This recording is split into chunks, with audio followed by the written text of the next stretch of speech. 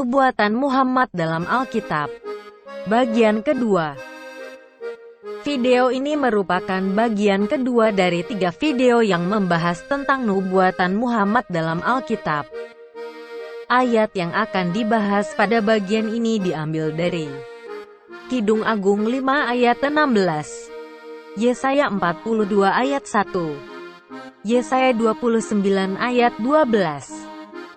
Mari kita lihat bagaimana putus asanya para pakar Islam dalam mencoba membuktikan nubuatan Muhammad seperti tercantum dalam Quran Surah 61 ayat 6. Kidung Agung 5 ayat 16. Kata-katanya manis semata-mata, segala sesuatu padanya menarik.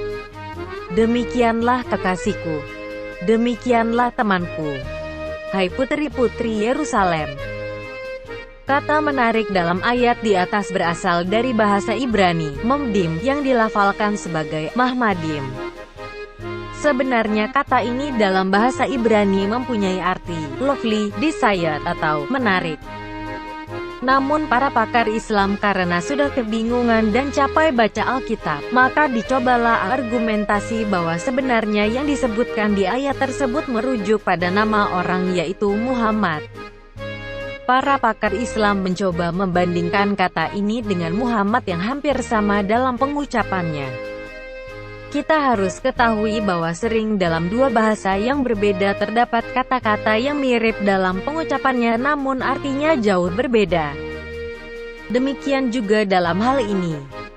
Bila kita memperbolehkan penafsiran seperti itu, maka kita juga boleh mengartikan kata Allahu Akbar bisa diartikan Allah itu tikus, karena kata akbar dalam bahasa Ibrani bisa berarti tikus. Imamat 11 ayat 29, 1 Samuel 6 ayat 4 dan tentunya tidak kan. Bahkan kalau kita lihat contoh lainnya di mana kata yang sama, memdim, digunakan. Contohnya dalam Yehezkiel 24 ayat 21. Dalam Yehezkiel 24 ayat 21. Say to the people of Israel, this is what the sovereign Lord says. I am about to desecrate my sanctuary, the stronghold in which you take pride, the delight of your eyes, the object of your affection. The sons and daughters you left behind will fall by the sword. Katakanlah kepada kaum Israel, beginilah firman Tuhan Allah. Sesungguh-sungguhnya aku akan menajiskan tempat kudusku.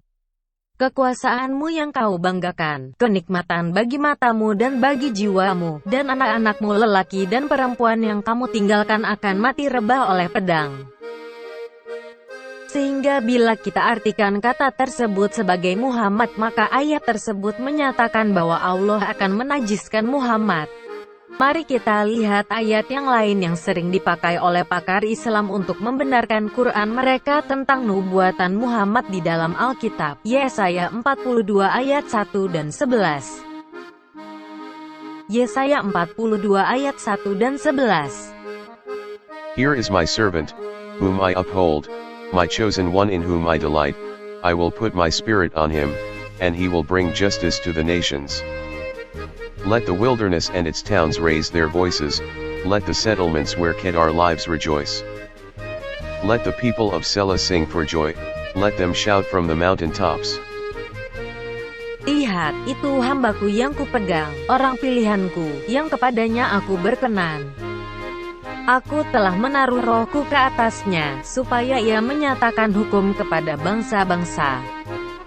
Baiklah padang gurun menyaringkan suara dengan kota-kotanya dan dengan desa-desa yang didiami Kedar.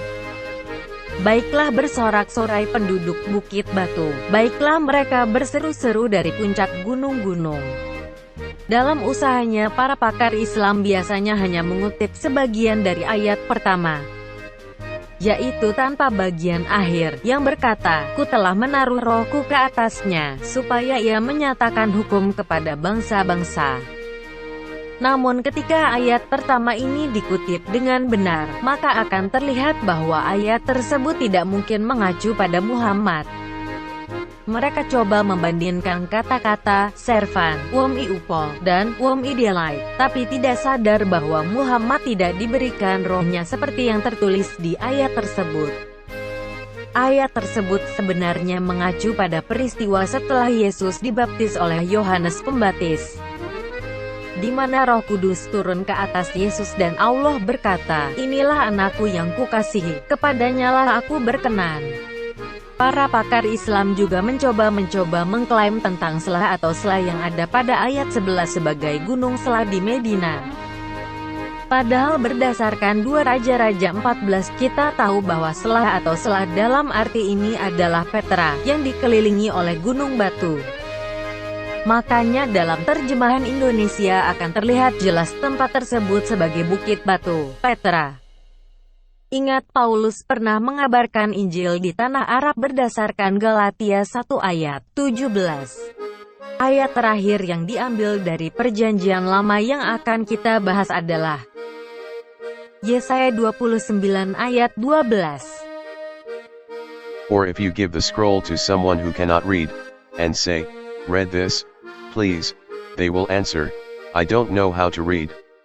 Dan apabila kitab itu diberikan kepada seorang yang tidak dapat membaca dengan mengatakan, "Baiklah baca ini," maka ia akan menjawab, "Aku tidak dapat membaca." Kaum muslim mengatakan bahwa lihat ayat di atas mengatakan, "Aku tidak dapat membaca," dan ini sesuai dengan Quran di mana dinyatakan ketika Muhammad menerima wahyunya pertama kali dia mengatakan, "Aku tidak dapat membaca." Secara sepintas ayat tersebut sepertinya menubuatkan Muhammad. Namun kalau kita lihat baik-baik konteksnya maka akan terlihat jelas apa yang dimaksud dengan ayat tersebut. Pertama kita bisa lihat siapa yang dimaksud dengan "aku tidak dapat membaca". Dari Yesaya 29 ayat 1. Akan terlihat jelas bahwa ayat tersebut merujuk pada Ariel, yaitu Yerusalem. Ezra 8 ayat 16, mata mereka dibutakan sehingga mereka tidak bisa baca lagi. Bukan artinya mereka buta huruf. Mari kita lihat ayat sebelumnya Yesaya 29 ayat 9-11. Yesaya 29 ayat 9-11. Tercengang-cenganglah, penuh keheranan, biarlah matamu tertutup, buta semata-mata. Jadilah mabuk, tetapi bukan karena anggur, jadilah pusing, tetapi bukan karena arak. Sebab Tuhan telah membuat kamu tidur nyenyak, matamu yakni para nabi telah dipejamkannya dan mukamu yaitu para pelihat telah ditudunginya. Maka bagimu penglihatan dari semuanya itu seperti isi sebuah kitab yang termeterai, apabila itu diberikan kepada orang yang tahu membaca dengan mengatakan, "Baiklah baca ini," maka ia akan menjawab, "Aku tidak dapat, sebab kitab itu termeterai." Kedua, perhatikan kata "seperti" dalam ayat 11 ini menyatakan bahwa apa yang ada dalam ayat 11 dan 12 merupakan suatu perumpamaan, dan bukan yang sebenarnya.